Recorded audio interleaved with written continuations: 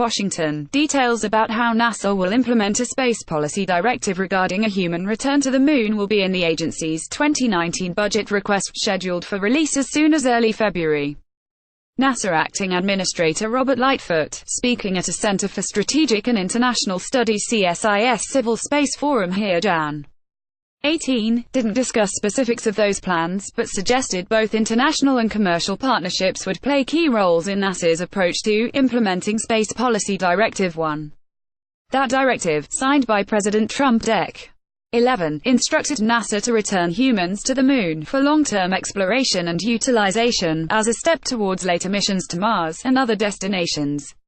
"We're getting ready to embark on a pretty strong lunar exploration program with an eye towards Mars," he said in his prepared remarks at the conference.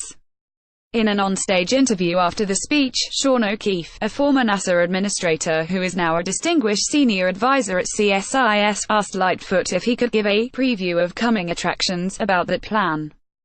Lightfoot declined, as the details of the budget are embargoed until its release.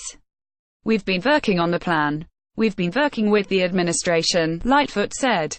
"I think when the budget comes out, folks will see what we've been asked to go do and how we think we're going to do it."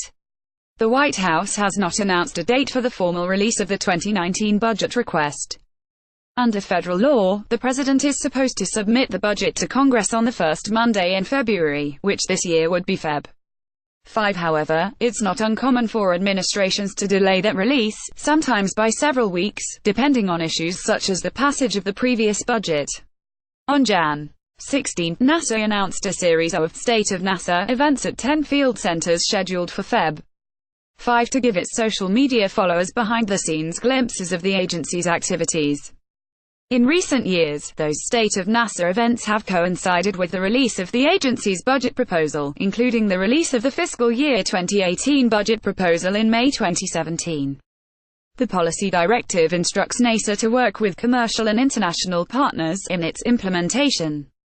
O'Keefe asked Lightfoot if the International Space Station Partnership could be a potential framework to go pursue the broader guidance you received, in terms of the policy direction, to go back to the Moon and on to any other destination. "It's definitely going to be kind of a benchmark, a best practice," Lightfoot said, also emphasizing the growing commercial space sector. "It's bringing capability that's actually going to help us, in a more integrated way, get more missions done." Lightfoot, as he has said in the past, emphasized an and not or approach to exploration that includes both government systems, such as the Space Launch System and Orion, as well as commercial capabilities. That also incorporates a strategy, he said, where the agency shifts from leading the development of systems to collaborating with industry and then leveraging industry capabilities. "That allows us to let go of some things and move on to the things the agency should be doing," he said. Policy Politics Exploration Moon NASA Robert Lightfoot